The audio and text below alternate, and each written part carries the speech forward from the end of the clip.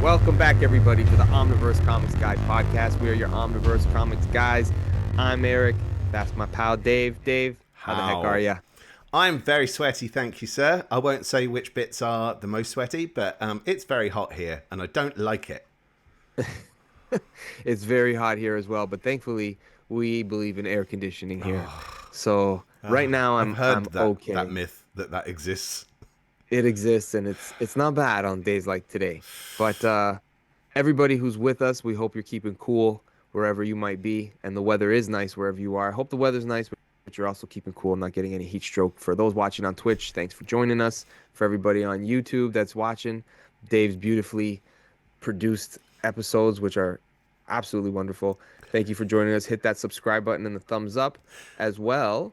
Please follow us on any other platform that you are listening to the podcast, because sometimes people listen on the train or at work. But please, most importantly, visit us at omniversecomics.guide, where you can get all your reading orders, all of our previous episodes, our creator interviews, our collector item specials, our manga episodes as well that we have.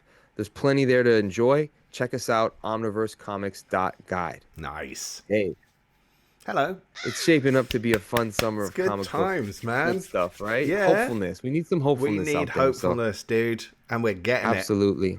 Yes. So shall we begin our incoming for Let's August? do Oh it. man. I will say there are some items that are coming out in August that I've been waiting for quite a long time. So Yeah. I'm very, very excited. Yes, I Oh. am. Well, why don't you start then, dude? Okay. I'm gonna steal one that we probably both have. Maybe, maybe not. But this is one that we've mentioned on previous Most Wanted Marvel Omnis. Um, I've spoken when I've had the guest on the show, we've spoken about some of the stuff that's collected in this book, and nobody understood why it was never collected in an Epic collection or anything else. They've had an omnibus of what's collected here in and around, printed in Italy from Panini Books, Really? but they didn't have it here. Yeah, very strange. I'll cut to the chase. It's Do it. Spectacular Spider-Man from J.M. DeMatteis and Sal Buscema, a sweet spot of Spider-Man following the Jerry Conway run on Spectacular Spider-Man with Sal Buscema, which I mentioned the Tombstone storyline that Oh, yeah, takes you place did. in that run, and this follows that right after. And there's some really, really key character studies within this collection, of course, with JMD. Like that's his specialty, right? But man, I've been waiting for this collection for a while. I wasn't sure why they hadn't put it out. So seeing these things finally put together, this is a good year for JMD. He's got a couple of things that have been released, are going to be released, and this is like the book of the year for me Cool. that I've been waiting for. Yeah, so I'm very excited about getting this in my hands. Was it on your list? It wasn't, largely because, especially as you picked it before, and I'm pretty sure you did pick it before for Most Wanted Yeah. Omnis, and I thought, nah, that would be cruel to steal that from you, because like you have As long as it was desperately mentioned. wanted this collection to come out for so long. Very Yeah. specifically, there's a really big moment with Green Vermin. Goblin Huge Green Goblin story there. and not The Norman. storyline. Not Norman. Yeah. Do you want my first one? Yes, please. Okay, then you shall have it. It's Absolute Batman Volume 1, The Zoo, which is coming out in paperback and standard-sized hardcover. This is Scott Snyder, Nick Dragotta, Frank Martin, and it's spinning out of the All-In era of DC, which is from, I think, the start of this year. And it's set in the Absolute universe. So it's a very different Batman. There was a lot of controversy around the look of the character because he looks like beef. He's like a big slab of beef with that really unsightly, weird, chunky bat drawn on the front. It sounds like an oddball series, but there've been some comparisons I've heard with the Absolute books of people going like, "What is this? This reminds us of something." So because you've also got Absolute Wonder Woman and Absolute Superman out in the same month, volume 1s of each of those, and there's bound to be some volume 1s of Martian Manhunter, Green Lantern, and Flash soon as well, but probably in a few months' time. People are comparing this to the Age of Apocalypse because this is a world in which Darkseid has won. So Darkseid controls the Earth. And it's not the first time they've done that because it sounds very similar to what they did with the New 52 era Earth 2 title, where Darkseid won and blah, blah, blah. But this is keeping with those main characters, and it's given them a new twist. And even though I thought that looks, because it kind of reminds me of, that really weird Frank Miller Dark Knight Returns cover where he's trying to, it's almost like he's trying to squeeze himself into the cover, Yeah, and yeah, it yeah. just looks ridiculous. It's almost that Crunched. level, yeah. It's almost like that level of chunkiness. It's huge. Like, how is this Batman though? How is the core of the character still there? So I'm gonna be open-minded, and I'm gonna give it a fair go. All I've read so far is the one shot, the all-in one shot, which was a flip book, which had Justice League one side and then the Absolute Universe in the other side of the flip book. I think there's something about a new continuity that feels like it's veering into the stuff that we really liked of the multiverse stuff from DC, which is like Injustice, DC, still that kind of thing. And it's telling an ongoing story. I don't know how long they're going to do it for, but I'm willing to give it a try and just find out. So I'm quite looking forward to trying it. That's my first choice for the night. It's 192 pages. Wow, nice. It's the 5th of August it comes out, and it collects Absolute Batman 1 to 6. I do have to say that Omega Perez said, I love Dragotta's art, but I really don't like his roided up Batman. His tits are bigger than Barbara Windsor's. I'm waiting to see his bat symbol pop off every time he stretches. It's Carry On Batman, Volume 1. My next pick. It's another one of my most wanted Omnis, this time on the DC side. Okay. And it is Superman related, of course, because I got to shout out my character every month. And it's the Superman Rebirth Omnibus from Dan Jurgens, Volume 1, collecting the Action Comics series during the Rebirth era. And that was, for me, an era, because I wasn't a very big fan of the New 52 stuff, all in all, of Superman. Some things were interesting, some things were, it was hit or miss. Yeah. And all in all, in totality, fair. where they ended, yeah, and all in all, in totality, where the character ends up, you're not really connected to him. You want the Superman of the previous universe back in our storytelling, married to Lois Lane. It was cool him dating Wonder Woman. All of that was neat, but having him return into a rebirth continuity, remembering what it was to be alive in the previous continuity that he's from, made for an interesting out of place Superman, but we all felt at home with him. Yeah. Written by Dan Jurgens, drawn by a variety of artists. I think Patrick Zurcher comes to mind. It really lives up to the moniker of Action Comics. You're right into a really, really big fight scene in those first 6 issues. It's a ton of fun. It ties in nicely with the Pete Tomasi run in certain spots where they do some crossovers. I'm not sure exactly how it's all going to be collected, but I like, at the very least, the Volume 1 aspect of it. It's an indication that there's a completeness to it. I'm going to move on to mine, which is the Stoneshore Register. It's a trade paperback. It's from Dark Horse stroke Berger Books. So Karen Berger, she is now with Dark Horse, and she's kind of doing her Vertigo type thing with them, and has been for a few years now. So Invisible Kingdom. Invisible Kingdom is a Berger book. There we Yes. go. There was The Seeds with Ann Nocenti and David Ayer. There's been a few really interesting books that have come out from there. But this is another one, and it's by G. Willow Wilson, and the art is by M.K. Parker. It's 128 pages, and it's an original graphic novel in the true sense. Although the cover is really nice to look at, the interiors are black and white, which I was kind of surprised by. You don't see that as much anymore, but why not? I'm going to read the blurb for this one because it's What's all the name new of the to book me. again, So Dave? the book is called The Stoneshore Register. It says, when refugee and aspiring journalist Fadumo arrives to work at the Stoneshore Register, she's entering a far stranger place than she realizes. At first, the colossal stone giant overlooking the run-down, seemingly ordinary Pacific Northwest fishing town seems like the only remarkable element. But he's not the only strange surprise. Changelings, Selkies, cursed ships. The bizarre has a home in Stoneshore, yet no one gives it a second thought. But Fadumo doesn't just want to cover those odd occurrences, she wants to dig deeper, and what she discovers is a land so steeped to mysterious history, it will change all who dare to explore it. The big part of the appeal for me is G. Willow Wilson. I've never read a G. Willow Wilson book I haven't liked that I can think of. Yeah, me too. The art is great. So far. It's really nice artwork in there. It's really nice and detailed. So sometimes when people go, it's black and white. It's funny how people could be so put off, yet manga's so popular.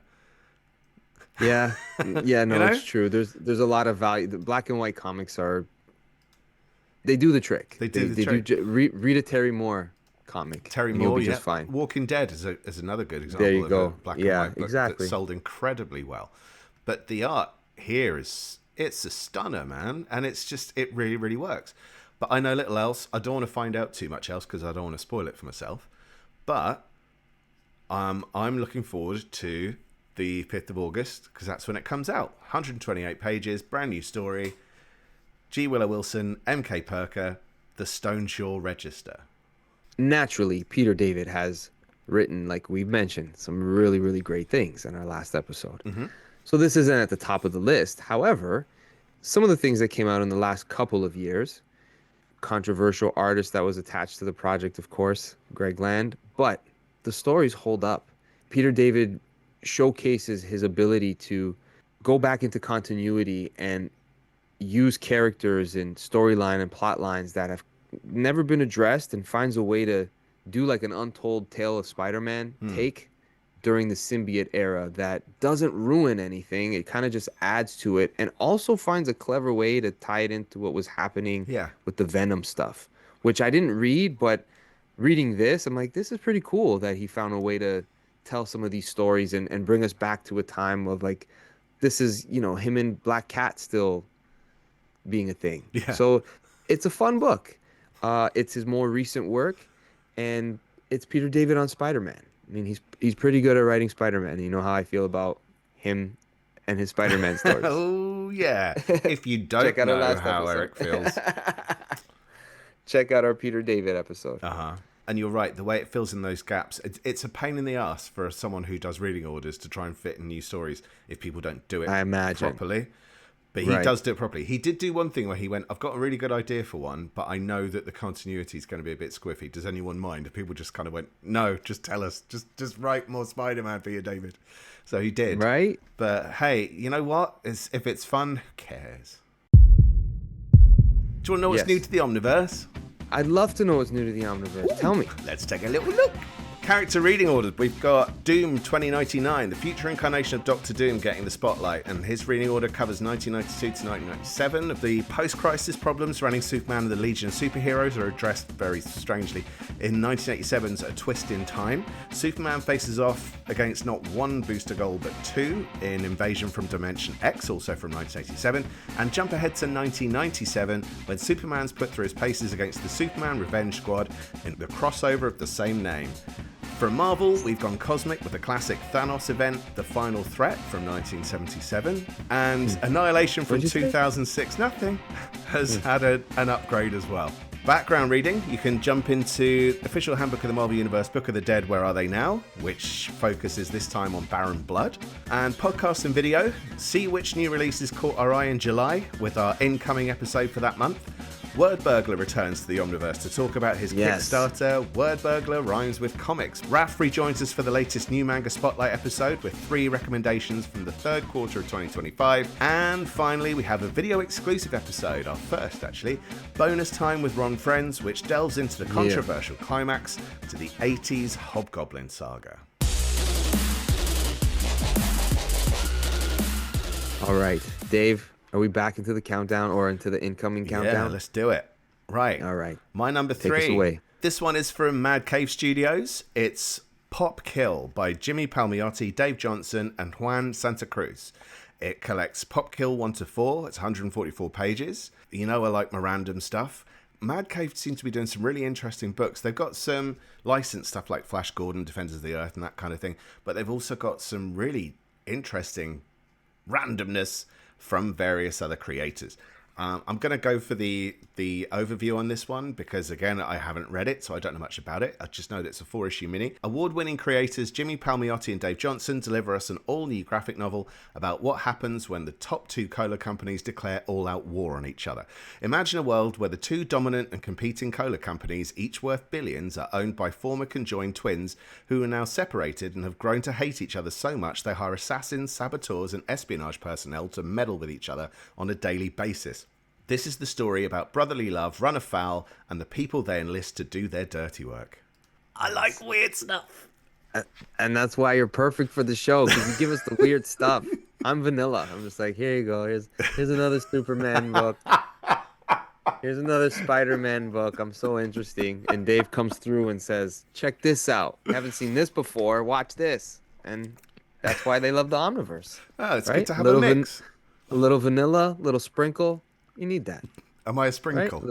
You're the chocolate sauce and the cookie dough. You're all the good stuff in the vanilla ice cream. You need a base, but you need. You gotta have, I- yeah. You're the classic. I'm the rogue element that some people really like and didn't know they needed, and some people hate. And that's the key to success. It is. See, all across the board covered. While I go back to a Marvel omnibus. Why not? But I will say this is another one that I think I had mentioned maybe years ago on some of our most wanted omnis. I don't know if it was when we did them on the Cave of Solitude or not, but this is a X-Men omnibus, all new X-Men from Brian Michael Bendis. I'm not sure how you feel about this era of the team. I was reading this kind of fresh while it was coming out. It was kind of what was going on at the time, but I was reading them as the deluxe hardcovers were coming out. Oh, right. And I think I liked the format that I was reading them in. I felt like I got a pretty good chunk of story. And I liked the concept of a young team confronting an older team of the same characters to kind of see, this is your future. What do you want to be? What do you want to become of it? And it's after everything that the X-Men have gone through and all the different time travel storylines and whatnot, what can you do that hasn't really been done? And this was a kind of a cool concept that Brian Michael Bendis came up with. I enjoyed it. I know it's not for everybody, but that's what happens post Claremont X-Men. I think it becomes people love it, and then there's people who aren't a fan. They want it to go back to John Byrne and Chris Claremont. Like that's the standard, right? Yeah. I think it's a cool jumping on point, even if you're a little bit of a peripheral X-Men fan, right? The young versions of themselves, of the X-Men team, kind of become their own sort of characters as the story goes on. So that's part of the fun. Yeah. So it's cool that this is being released. Is it a volume one or is it all? No, it just says the X-Men. It's the whole there is thing. technically a volume 2 in that they're collecting is Uncanny X-Men by Brian Michael Right. Bendis omnibus. I wish they'd done them together and kind of merged them because they so closely Yeah. relate. That's the only thing. That's the only thing. Yes. I know that a lot of people do badmouth this run. I honestly don't understand what the issue with. I think that was part of the Bendis bashing era where the poor guy couldn't Yeah. do right. But Yeah. I had fun reading these books. Like this was when I was starting to tail off from Marvel quite a lot. And actually, as much as I was cynical about the concept, because again, it's one of those things where you're going like, oh God, how does this work with continuity? How am I going to make sense of this when I have to do a reading order? Yeah. But they Yeah. do, and it does work. And Yeah. it may have been controversial to do it, but why not be controversial? Why not do something that's going to grab attention and try something different?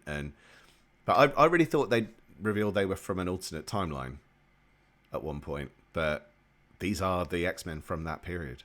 I'm going to stay right. with Marvel for this, Okay. which may seem like a surprise as I seem to rarely pick Marvel stuff lately, but I'm going to choose the least Marvel book I could possibly choose, which is the Nam Omnibus. It covers 1966 to 1969. Collects the Nam 1 to 45 and parts of Savage Tales 1 to 4. This was a Marvel title. It was a Marvel... I don't think it was an Epic Comics title. This was a Marvel series, but it wasn't part of the Marvel Universe, and it told the Vietnam story from the perspective of the soldiers, which, admittedly, has been done, but hasn't, to do it in comic form is very different to all the kind of blockbuster film approach. So I don't know a huge amount about it. I did read some of it. I had a feeling you would pick this. Did you? Yeah. And I was hoping you would. I'm like, Dave's going to pick that. I hope he does because I don't know anything about it. And he's going to talk about it, make it sound interesting. Well, I thought I'd put it on Most Wanted, but I definitely suggested it at some point, but I don't know when. But the art is on issues 1 to 13 is by Michael Golden, and that I remember from when I was a kid because that was my first experience of Michael Golden's artwork. But he only does 1 to 13, so it's kind of known as the series that Michael Golden drew the interiors for, but it's just the first 13 issues, and then someone else takes over. So it's by Doug Murray, Michael Golden, Wayne Van Sant, and there's a whole load of other creators. Into volume 2, they try to kind of make it part of Marvel continuity by bringing Frank Castle in, except Okay. that's now Okay. considered to be a separate universe thing. So it's like Okay. there is a Frank Castle in here, but it's not our Frank Castle. Okay. But he Right. basically sort of is I not I've bothered never about the. paid attention to this, and it just sounds so interesting now. Yeah. I'm really interested to see what it's because I read a bit of it when I was a kid. It was a backup feature in I think Transformers or something like that at Marvel UK. Okay. So Okay. it was done in like 8-page chunks every week, but it didn't really appeal to me. I loved the art, but the story didn't appeal to me. But now the story appeals to me, so I do want to pick this up and have a read of it. It's a fair size book as well, 1,128 pages, and it's out on the 26th of August, so towards the end of the month. There's one cover later on where they show Thor and Captain America and stuff, and apparently it's just that the soldiers are reading the comics at the time. I think they were trying to get people to pick it up, but it had a lot of praise and hype around it at the time, but it was just such an un-Marvel thing to produce. My five. I'm going to be so surprising this time. No, I'm not. I'm going to go back to DC. Uh-huh. Another Omni that I think is surprising why it has taken this long, considering all the other things that have come out. But it's the Tom King Batman Omnibus, Volume One. I know some people really enjoy it, some people for Scott Snyder, but this is the Batman Rebirth era, collecting issues. Rebirth number one, Batman 1 to 24, a crossover with Nightwing and Detective Comics, and then the Flash crossover in 21 22 with I forgot what the name of that storyline was called, The but it Button? is The Button. That's right, drawn by Jason Fabok, which is a really cool little series. That's a great And story. then, yeah, and then the Batman Elmer Fudd special, which is awesome. So there's a I lot of haven't good read it. stories That's Lee here. Weeks on the No, art, isn't it, for that one? yeah, it's a great story. I need to read that. I know that some people feel this run went on too long. They weren't happy with the marriage tease and all those different aspects of it. But there's a lot of cool story here. Tom King's a good writer. He introduces some new stuff, goes in a different direction than Scott Snyder did, which is good because that kind of left it felt like an indelible mark for a while. Like he was just all over Batman miniseries here, this, Yeah. right? So Tom King went somewhere else with it, which I enjoyed that it was different and exploring the relationship with him and Catwoman. There's some really cool. I don't know if it's collected here. No, it wouldn't be. It'd be in the next I think Omni. that's the next one, yeah. Yeah, but there's some really cool thing. Yeah, yeah, his run continues past 50. So this isn't your normal year or however they had most of the other Omnis. There's like a 50 issue amount of story that is collected between the volumes. But this one goes up to like 80 issue 86, something like It's that. something like that. It ends with the City of Bane City of event, Bane storyline. And which is covered incidentally on the Omniverse Comics. One of the most popular reading orders that's been looked up on the Omniverse Comics Guide. City interesting. of Bane. I've read this up to like mid 50s, maybe issue 60. I never finished it, but I did read the Batman Catwoman Oh, 12 you did, issues, which yeah. is kind of like a maybe ending to this. Like it could be, couldn't be, like it's hard to say Uh huh. the way he wrote it, but yeah, there's some good stuff here. It's a lot of fun. I Some really like the good art, button. David Finch. The Yeah, button was great. the The button was the good. rest of it, Not for you. not for me at all. Yeah. Okay. Fair enough. Yeah. And I mean, I feel like Batman Omnis, especially ones that have not ever been released yet, are always a good shout for because Batman fans are every nook and cranny in fandom, right? So seeing this finally be released, give it a shot if you like Batman. It is a fresh start. It is Yeah. the rebirth era, so it's not coming with a ton of baggage where you'll be filled in. You'll be caught up real quick. You will. Looking at the issues collected as well, I'm starting to wonder if that's going to be 3 volumes because it only goes up to issue 24 of Batman itself. Yeah. Oh yeah, for sure. For sure 3 volumes. It's fun. If you like Batman, check it out. See? Who's cynical now? Absolute Batman. I'd rather read Absolute Batman than Tom King Batman. I don't want Batman to have a girlfriend. Absolute Yeah. Batman would beat Tom King's Batman in a fight. Yeah, whatever. Close us off. All right, I'm going to do it with a book I mentioned last month because it was due out last month. and it's been pushed back to this month. And I'm glad I get to mention it because I love this series so much. So this is Superman's pal Jimmy Olsen, Who Killed Jimmy Olsen, the deluxe edition. Oh, that's a mouthful as a title. It's by Matt Fraction, Steve Lieber. It's from DC Comics, obviously, and it collects Superman's pal Jimmy Olsen 1 to 12. It's 376 pages. It comes out on the 12th of August. It is... I've mentioned it on an episode of randomly somewhere before, but I just love this series, and it is a bit of an acquired taste. It's very reminiscent of the Silver Age Jimmy Olsen stuff. It refers back to that quite heavily. It's set in the modern era. It's actually set around the time, I think, of when Superman reveals his identity during the Bendis run. But it feels like it's its own continuity in a weird way because so much weird stuff is happening, but it is part of continuity. So Jimmy Olsen, he's carting around Dexter, the Red Lantern cat, for a lot of it, who's got the deadly vomit. And it just goes from weirdness to weirdness from there. And it's just great. It hops around. It tells you all sorts of stuff about DC history, or the history of Metropolis, and the long-running feud between the Olsen family and the Luthor family that I don't remember ever being explored anywhere else. So this, I think, is a new element.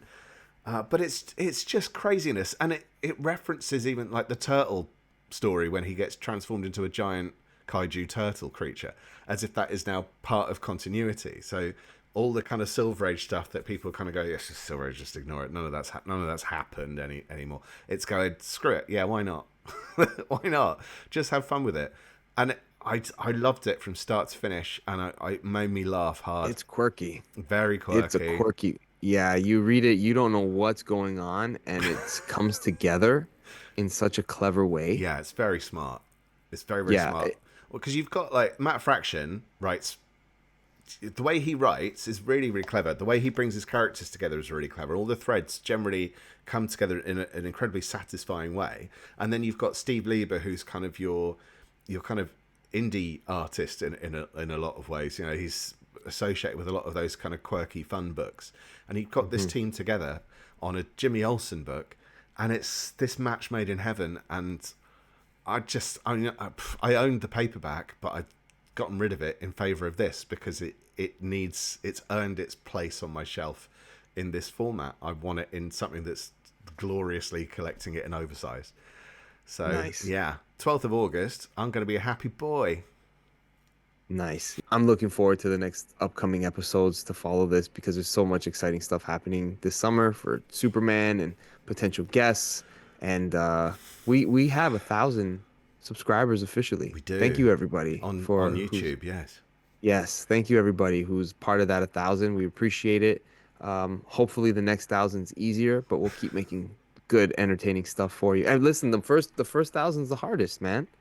It's not easy doing this thing. And a lot of credit goes to you. Tip my hat off to you, Dave. That's right. Dude. Team Omniverse. Tip my hat off. Yes, we need to get hats made so I can rock an Omniverse hat. Oh, good shout. Right? Good shout. Why haven't I done that yet? Dummy. Another one bites the dust. Woo! Another one in the books. Mm-hmm. Thank you, everybody, for joining us. If you're watching on YouTube, don't forget to hit that notification button, a thumbs up, a subscribe. We really appreciate it. Let's get those subscription numbers up. It does make a difference. Share the show with your friends if you like what we're talking about. And please visit us at omniversecomics.guide. It is worth your while. If you are getting into comics, you want to find some things recommended to read, you want a reading order.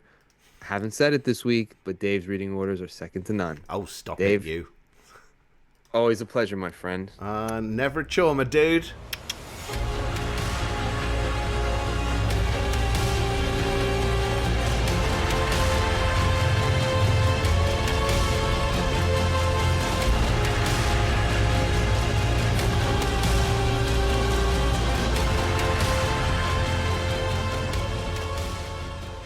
I just wanted to say, Bread, Avengers Veracity Trap, I did notice that, then just completely ignored it again. I don't know why, but I wish that I'd had it on my list now because I love Michael Cho.